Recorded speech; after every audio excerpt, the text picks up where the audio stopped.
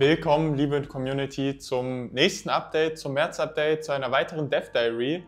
Und heute erfahrt ihr wie immer, was alles im letzten Monat so passiert ist. Alles Relevante, kurz und kompakt für euch zusammengefasst. Von daher würde ich sagen, wir starten direkt mit dem Video. Vorab, bevor wir zu den eigentlichen Themen kommen, möchte ich nochmal erwähnen, das große Polen-DLC ist jetzt am 21. März rausgekommen. Für alle, die es noch nicht mitbekommen haben, es ist jetzt draußen auf Steam für den PC erhältlich. Also wenn ihr das noch nicht abgecheckt habt, der Link ist da unten auch in der Videobeschreibung. Und ansonsten auch an alle Konsolenspieler, das habe ich auch sehr, sehr oft gelesen, habt noch ein bisschen Geduld. Das Polen-DLC wird auf jeden Fall auch früher oder später auch für die Konsolen erscheinen. Ja, über was genau werden wir denn heute sprechen? Heute werden wir hauptsächlich uns zwei Themen genauer anschauen. Zum einen das neue Game-Feature, was bestimmt auch schon viele von euch in sozialen Medien mitbekommen haben. Das neue Game-Feature im Fernbus, nämlich das Buchstaben-Bingo. Und als zweites danach gucken wir uns auch nochmal einen neuen Kartenmod in the Bus genauer an, weil ich finde, da macht der eine oder andere von euch immer wieder da draußen wirklich einen hervorragenden Job, nimmt sich da viel Zeit, viel Liebe auch zum Detail und deswegen wollen wir das Ganze einfach auch mal hier in Form der Dev Diary präsentieren, zeigen für euch, was auch wirklich möglich ist und wie gesagt, passend zum Ende des Modding Contests, dazu dann auch noch die wichtigsten Infos jetzt zum Voting, von daher viel Spaß und let's go. Das Buchstaben-Bingo, ein neues Game-Feature, wir haben es auf Englisch Letter Lottery genannt. Aber was ist das jetzt ganz genau? Ihr seht jetzt auch im Hintergrund schon mal ein paar Szenen eingeblendet von den Leuna-Werken, denn wie ihr es auch schon bestimmt mitbekommen habt, die Leuna-Werke stellen den Schauplatz für zukünftige Gewinnspiele eben im Game-Feature, im Buchstaben-Bingo dar. Warum die Leuna-Werke? Also erstens mal sind die Leuna-Werke mit der drittgrößte Chemiepark in ganz Europa, der größte in ganz Deutschland, liegt zwischen Halle und Leipzig und wie ihr seht, das Ganze ist wirklich nicht klein, ist wirklich groß und hat sich deswegen für das Konzept des Buchstaben-Bingos einfach angeboten, denn im Buchstaben-Bingo geht es darum, dass immer wieder neue Gewinnspiele stattfinden, wo eben immer ein Lösungswort gesucht ist und dieses Lösungswort könnt ihr finden, wenn ihr euch in den Leuna-Werken hineinbegebt und eben nach Buchstaben an den Gebäuden sucht und da seht ihr auch schon, das kann entweder außerhalb von Gebäuden sein oder auch innerhalb. Und da gibt es jetzt eigentlich nicht viel zu sagen, das ist eigentlich selbsterklärend. Das Einzige, worauf ihr auch nochmal achten müsst, ist, wenn ihr das hier auch eingeblendet seht, wenn ihr so ein X über einer Tür an einem Gebäude seht, dann kann dieses X niemals ein Buchstabe sein, sondern ist ein Indikator dafür, dass sich innerhalb des Gebäudes ein Buchstaben befinden könnte. Das ist dann auch wiederum kein Muss, aber könnte. Das heißt, es ist mehr oder weniger ein Hinweis. Ansonsten ist es so, dass es insgesamt 28 mögliche Plätze für einen Buchstaben in diesem gesamten Leuna-Werk gibt.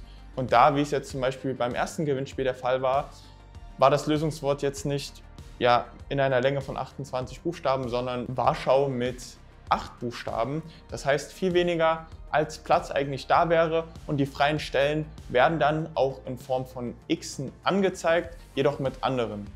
Also verwechselt das nicht. Es gibt einmal ein X über einer Tür an einem Gebäude, was ein Indikator dafür ist, dass sich innerhalb des Gebäudes ein Buchstabe befinden könnte. Ansonsten, wenn ihr jetzt große Xe, das seht ihr jetzt auch nochmal in den Aufnahmen, außerhalb von Gebäuden seht oder innerhalb, dann ist das ein Indikator dafür, dass da einfach ein freier Platz ist und dass an dieser Stelle jetzt in dem Fall in diesem Gewinnspiel bei diesem Lösungswort an der Stelle kein Lösungsbuchstabe ist. Ansonsten, es ist wirklich ein cooles Feature, ich habe es selbst ausprobiert, wir im Team haben es auch ausprobiert. Es ist tatsächlich auch nicht so einfach, dass ihr das da relativ schnell findet, also ihr braucht da schon einige Zeit, um da auch wirklich das Lösungswort zu finden, die Buchstaben richtig zusammenzufügen. Und generell ist es einfach eine super Möglichkeit auch für euch, vor allem dann eben einfach was zu gewinnen. Es ist ganz kostenlos, es hat noch ein cooles Game-Feature, einen coolen Charakter, ist was Neues, ist eine Abwechslung und sollte einfach Spaß machen. Und meiner Meinung nach, ihr könnt ja da auch gerne mal eure Meinung in die Kommentare schreiben. Sieht es auch wirklich sehr, sehr cool aus, wenn man das hier auch nochmal sieht. Es sind viele Details drin und ist auch sehr, sehr groß. Um dahingehend auch keine Gewinnspiele zu verpassen, da checkt uns auf jeden Fall auch immer wieder auf unseren sozialen Medien ab, vor allem auf Discord, Instagram und Facebook. Dann werdet ihr das Ganze auch nicht verpassen und da findet ihr dann auch immer auf unserer Homepage, auf TML Studios, auf unserer Website, die ganzen Einzelheiten, wie das Gewinnspiel funktioniert, wie ihr euer Lösungswort auch einreichen könnt, wie ihr euch dann auch für den Lostopf qualifizieren könnt, um dann eben auch die Chance zu haben, was zu gewinnen. Von daher seid immer auf dem Laufenden und ich wünsche jedem Einzelnen von euch auf jeden Fall viel Glück. Kommen wir nun zur Viertlinie 173, ein neuer Kartenmod in The Bus, der sich wirklich sehen lassen kann. Ich habe da jetzt hier auch nochmal ein paar Sequenzen eingeblendet, bin das Ganze mal ein bisschen abgefahren, habe mir das Ganze auch mal genau angeschaut und genau das sind auch wirklich Mods, die wir auch jetzt genau deswegen in so einem Dev Diary zeigen. Wir sind da wirklich stolz auf euch, auf viele da draußen, die sich da tagtäglich wirklich sehr, sehr viel Mühe geben. Jetzt auch vor allem passend zum Modding Contest, der jetzt am 31. März geendet ist, haben wir einfach mal wieder gesehen, zu was ihr einfach auch imstande seid, was auch wirklich mit dem Modding Editor möglich ist, was es da wirklich für ein Potenzial gibt. Und da finden wir es auch immer wieder toll, dass es da auch wirklich viele von euch nutzen. Und deswegen hier einfach mal ein paar Sequenzen dazu. Also jeder, der die Viertlinie noch nicht abgecheckt hat, der sollte das auf jeden Fall mal tun. Es lohnt sich auf jeden Fall, kann ich nur jedem empfehlen, sich das Ganze auch mal runterzuladen. Und in diesem Zuge, wie gesagt, der Modding Contest hat am 31. März jetzt geendet. Und das war auch gleichzeitig wiederum der Startschuss jetzt für die Voting-Phase. Die geht jetzt bis zum 9. April, denn bis zum 9. hat jetzt jeder einzelne von euch auch die Möglichkeit, sich die einzelnen Mods anzuschauen, die sich jetzt eben in diesem Zeitraum vom Modding Contest qualifiziert haben und selbst für sich zu entscheiden, welche Mods oder welcher Mod sein Favorit ist. Und dann am Ende des 9. Aprils stehen dann auch final die Gewinner fest. Es wird Platz 1 bis 3 geben. Die Gewinne habt ihr schon auf den Posts in den sozialen Medien gesehen. Von daher stimmt auf jeden Fall alle ab. Dazu der Link zum Voting auch jetzt nochmal unten in der Videobeschreibung. Und dazu wird dann auch nach Ende der Voting-Phase nochmal auf dem Aerosoft-Kanal ein Gameplay zu den Gewinner-Mods kommen, wo man die Gewinner-Mods nochmal heraushebt, vorstellt, die Modder auch nochmal erwähnt. Von daher lasst euch das Ganze auch dann wirklich nicht entgehen. Deswegen da auch nochmal jetzt der Kanal von Aerosoft verlinkt, unten in der Videobeschreibung, dass ihr das Ganze einfach auch nicht verpasst. Und von daher, wie gesagt, ihr habt es ja jetzt auch gesehen in den Sequenzen, das Ganze lohnt sich wirklich auch selbst zu spielen und macht einfach Spaß. Von daher schaut da einfach mal nach.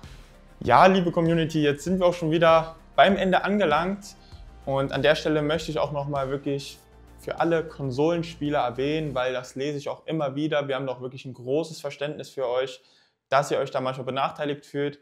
Deswegen auch zum Polen-DLC, habt da ein bisschen Geduld. Das wird früher oder später auf jeden Fall auch für die Konsole erscheinen. Und die gute Nachricht, falls ihr es auch noch nicht mitbekommen habt, jetzt am 8. April kommt ein Fernbus-Update für die Konsole raus.